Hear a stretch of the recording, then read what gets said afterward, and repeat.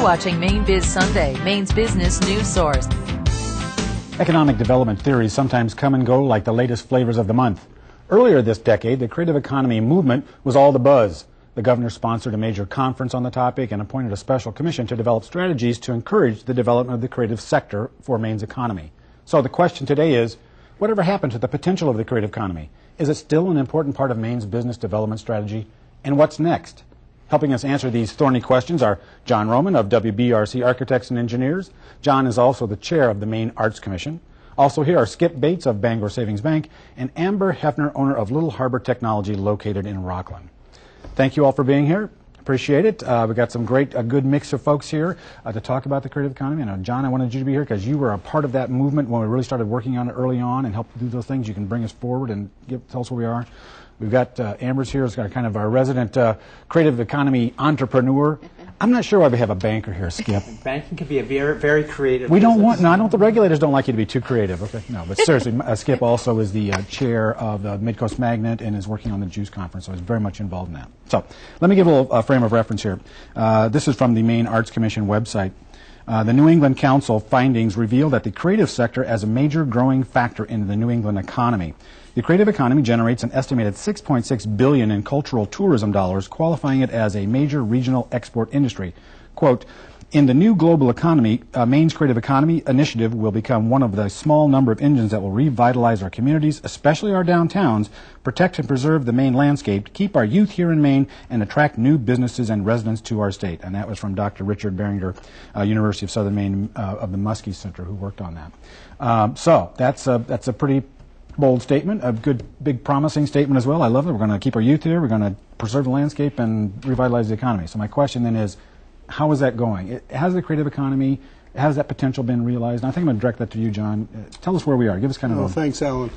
You know, when you think in terms of those beginnings that you talked about, when you look at the New England Council is made up of a bunch of business folks. It's not made up of a bunch of arts folks. Right. I mean, it's a group that really recognizes that this has some real potential in that area. And I think, you know, when you look at the evolution of it, yeah, it's a buzzword. It was something that was put out there at the very beginning, but when you look at what folks are talking about now, it's all about asset-based economic development, and it's all about revitalization of our downtowns to welcome these creative economy businesses and, frankly, all businesses. So, yes, it's kind of morphed into a different piece, but it's still the creative economy, and it's still there. Okay, and a central part of that is the downtown piece. It sounds like that's an important part. Absolutely. When you look at, especially smaller industries, which, of course, Maine is made up of literally hundreds of them, many of them are looking for a quality way of life in their downtowns, a quality way of life in their community that those downtowns offer. And one more thing. Can you give us a concise definition of what creative economy is?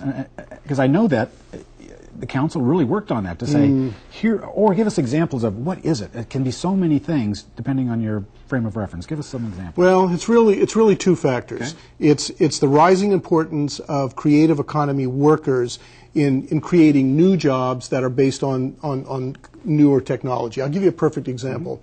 There's a company called Transformit that's out of the Gorham area that does these large textile stretched fabric pieces. Matter of fact, an installation just went in at Husson University this last couple weeks.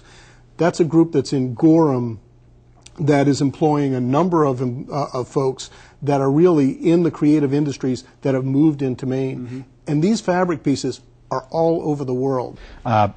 Richard Florida was kind of the guru of the creative economy stuff, and he was there at the conference in Lewiston. I met him. I was a big, I followed him.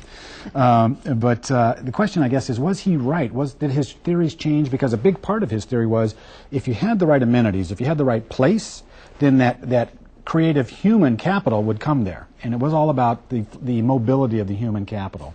So I guess, is that still the case? And if so, is Maine and our downtowns and just Maine in general, are we really drawing human capital? It's definitely still the case. You know, Bangor Savings Bank has been a really strong proponent of Midcoast Magnet and the Realize Maine program of the Maine Development Foundation. Okay. You can't look at an idea like the creative economy and think in terms of just 2 or 3 years. We're really talking about generational movements, and so you have to really have a long time frame. Maine has fabulous amenities. If you think about the natural environment, it's a big reason why people move here. But we also have a strong arts and cultural tradition, and these are factors that people think about when they choose where to live. And in an economy that is technology-based, people can choose to live and work anywhere in the world. Amber, I wanted to ask you, I mean, as I mentioned, you're a creative economy entrepreneur this year, and you've come to Maine. You were one of you've migrated here. Tell us about that. Coming here, why here, and are your needs being met in terms of the kind of the technology needs you have? And that's the other thing that Richard Florida talked about was the 3 T's. Remember those? Talent, technology, and tolerance. Are you finding those things here? And just tell us about your experience. Yeah, I feel very lucky. I moved here 3 years ago and brought my technology business with me. And I didn't move here for business, I moved here for personal. I had been vacationing here for years and absolutely loved it.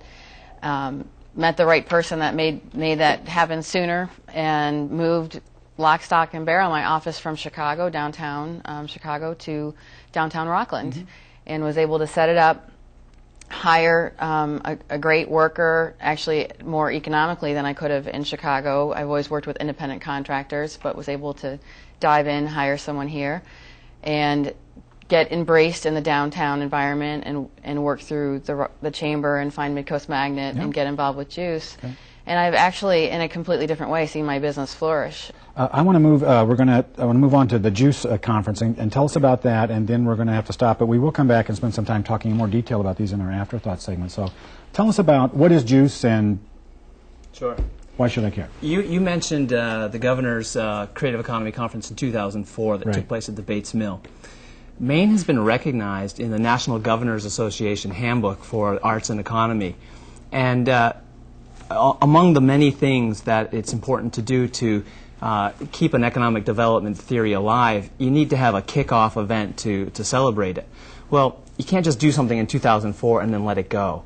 The Juice Conference keeps the creative economy concept together. We are collaborating with the Maine Arts Commission, the Department of Economic and Community Development, and the Realize Maine program of the Maine Development Foundation, which represent 3 of Maine's premier networking organizations. The title of the conference is Building Maine's Innovation Networks. So we have in the Maine Arts Commission the arts, in DECD we have the business community, and in the Realize Maine program, Maine's young professionals, our early adopters, as it were. Bringing all of those groups together and many other constituent organizations for a 2-day conference that is really going to talk about some of Maine's greatest nonprofit and for-profit businesses and really what makes Maine click. To learn more about the Juice Conference, go to juiceconference.org. Stay tuned. I'll be right back with some final words.